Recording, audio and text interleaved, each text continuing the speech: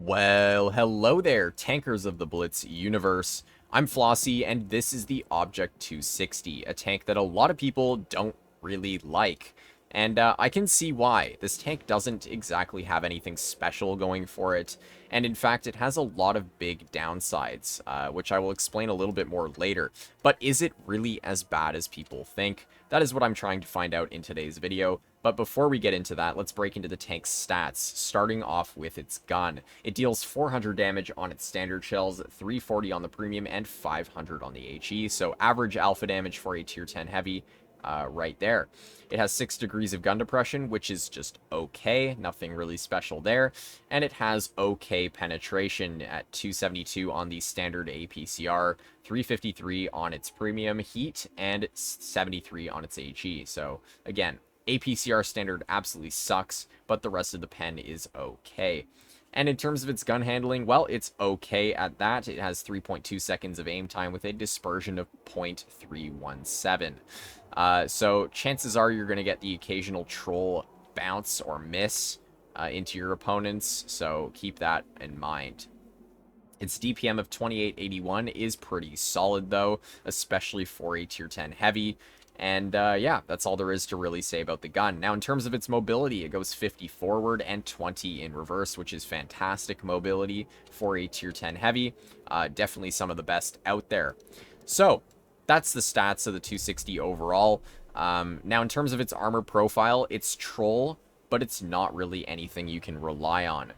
The turret especially can get penned at a lot of different angles. However, you do have troll red spots all over it. You can see here. Next to the gun, there's a couple of red spots right next to the cheeks and on the sides of the turret as well. Same with the hull. The hull armor is not exactly very good, but it is very troll. Especially on its side armor here. You can see it's kind of like an IS-7 side armor. A little bit worse, but the same sort of idea where it's just all spaced armor, so the second anyone shoots at a weird angle on your side, they're gonna basically bounce off of it.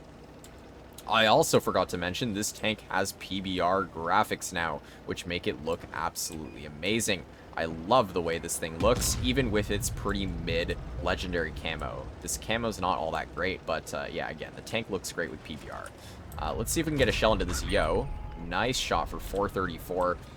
The majority of their team probably will be over here, as this is Canyon, and looking at their lineup, yeah, well, they're basically all just heavies. So, I am prepared to get rushed, and honestly, this is not a good spot to be in right now. My T92, bro, this guy needs to get out of my way. Thank you. So yeah, I'm expecting to get penned by this Yo pretty soon here, but we'll see what happens.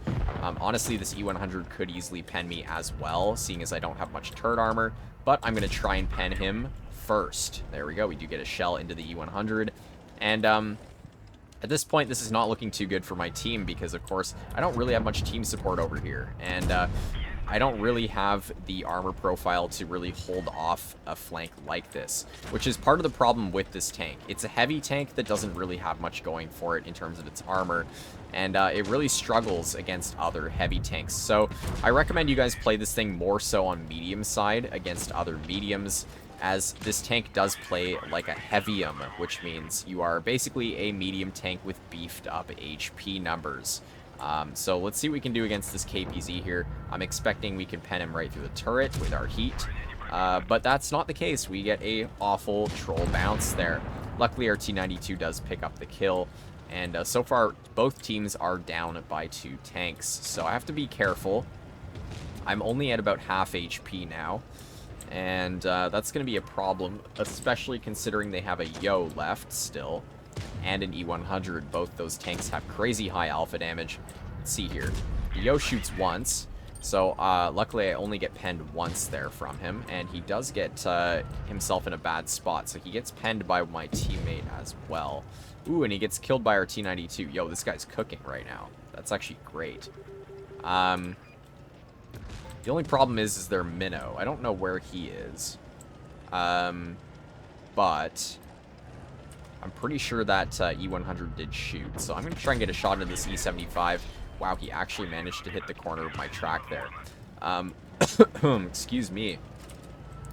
Try and get another shell into him. I do, of course, out DPM that E75, so that's why I was able to poke that for free, basically. We're doing okay. We're at 3,100 damage. However, our teammates are kind of falling apart now, and I do have to be careful here. I can't really afford to take another shot. Obviously, I'm going to get one shot by those E75s. So what I'm going to do is I'm going to try and do a sneaky little positional play here by kind of getting to the weirdest little angle on this house here and trying to get a shot into that E75. Unfortunately, he was angled well enough to where I couldn't pen him. So let's see if I can load an HE shell and finish him off. There we go. We do that effectively. Nice stuff. And their E100 is losing health to a turret on him. Interesting. E75 shoots.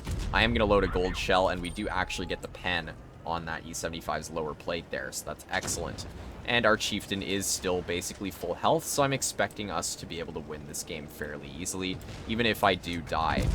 I do pick up the kill on that E100, though. That's good stuff, and all that's left is that E75.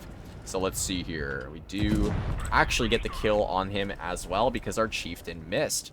So that was a pretty good showcase of what the tank can do, but you can also see where it really struggles, and that is when it comes to fighting other heavy tanks. The tank is pretty solid when it comes to fighting mediums, but again, fighting heavies in this thing is not it. That ain't it, Chief. You don't want to be fighting heavies, especially ones with high alpha damage, as they will basically butter you and outtrade you any day of the week. So that's one of the things why I think people really just don't like this thing, is the fact that it's not really a heavy tank in a way. You have to play it very carefully, and I know for a lot of people who like heavy tanks, they like to just push super aggressive right up into the front line and kind of brawl other heavy tanks. But in this, you can't really do that, and it means for a tank that looks like it should be good at brawling, it's really not. You have to play very carefully, like I said, and on a map like this, like Fort Despair here, I'm not really sure where I want to go yet, because we do have two mediums / a medium and a light, but then we also have our Type 71 going heavy side. So I really have an important decision to make, and I think I'm going to stick with our heavies here for this battle, because I'm not trying to fight an E50M and Sheridan on medium side. I'd much rather fight tanks like this E6 in mid here. But we'll see if that was actually a good decision or not as the game progresses. So their Sheridan is, of course, going to play super aggressive, average Sheridan player moment, and I'm just going to keep sitting here. I'm not really going to move until I see where their team is going to go. And there we go. We do spot out, or our team does spot out their mouse. And now I'm going to try and get a shot into this E6's turret hatch here if I can. That was a really nice shot. That didn't even hit his hatch. That just hit his roof for some reason. Interesting. Well, as the E6 said, that was a really lucky shot. I'm surprised I hit that. But anyways, now we have a WZ on my side.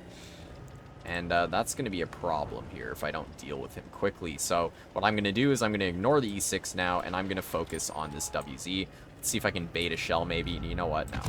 We're just going to shoot him because, of course, he's not really looking at me while he's reversing like that.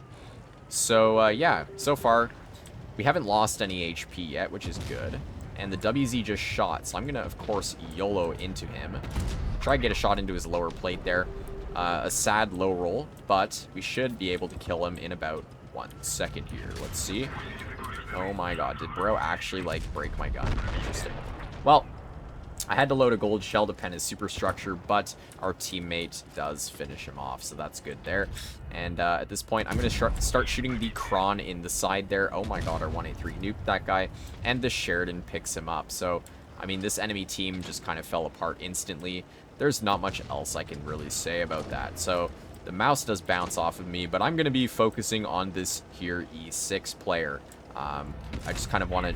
Oh my god, bro. I was going to say, I kind of just want to shoot the juicy, squishy target first, but apparently APCR standard sucks so much that I just bounced off of his side. Ooh, our 183 did not pen the HE on that guy, so that's good for me. It means I can get out a little bit more damage here with a nice HE. Okay, well, that was a pretty sad HE, 496. But we do have the reload on this guy, so I'm just going to not get the kill into him. Okay, our Kron is actually now making his way into the battle here. And I don't really care if this guy shoots me. Let's get a shell into his turret there. And what went from being a complete steamroll in terms of getting no damage out actually ended up being a solid game for my damage. So there we go. Do get another shell into the mouse before he gets picked up, and that just like that, 3,500 damage dealt for game number 2. Again, a pretty solid showcase of what this tank can do in a different kind of situation.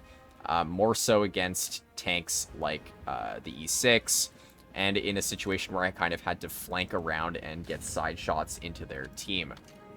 So, you can see there also the DPM really helped us out, especially in the end game situation of that battle, where it was sort of a must to quickly get into the fight there and get out my last bit of damage there. So again, the combination of mobility and DPM really helped me out. So anyways, let's get into our third and final game here on Mines. Yeah, a tank with 6 degrees of gun depression like this might not do so well on Mines, but I guess we'll find out shortly.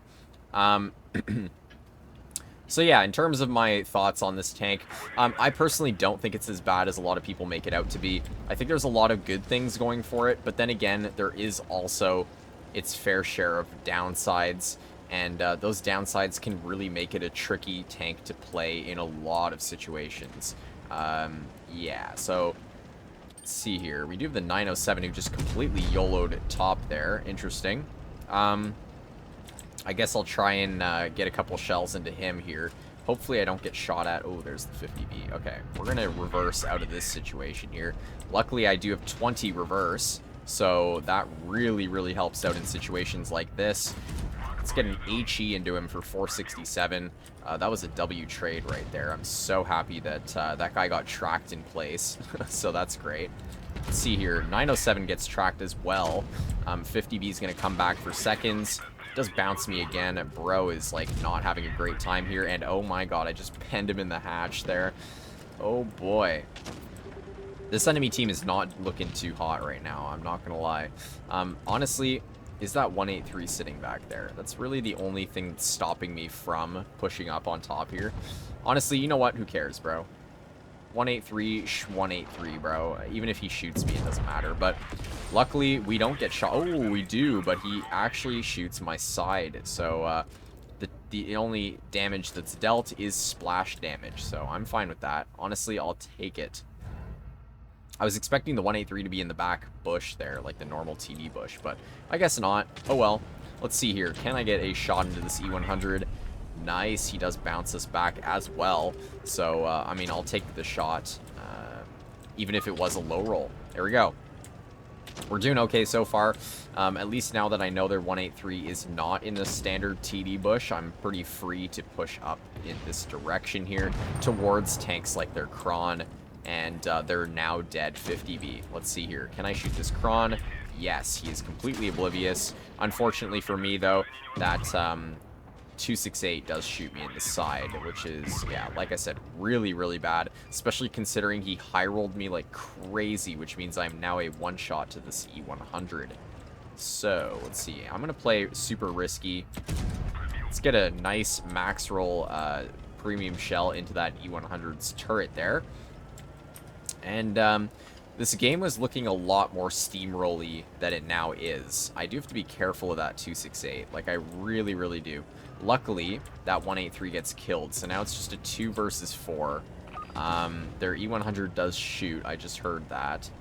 So, what I might do is I might drop down, or I might just try and get a sneaky shell into this E100's turret here. There we go. Okay, I'm going to drop down, get out of the line of sight of this E100, and basically stop him from being able to kill me here. Their 268 is probably still looking at me. I don't really want to poke this until I'm unspotted. Let's see here. I do have a 268V4 on my team who's pretty healthy, so I'm hoping that he takes the shot from the E100 and allows me to get the kill. Or honestly, as long as I don't die from this, I should be okay. Let's see here. Oh. There we go. Do pick up a nice kill on that guy there. And all that's left is the 268 now, who I might be able to get another shell into before he dies. Let's see. And there we go. 395 roll into his superstructure. And oh boy, I'm spotted. man ammo racks me as well. You know, he would have killed me either way, but just the fact that he ammo racks me is pretty funny. I don't know what else to say. I mean, this guy's dead, so GG's.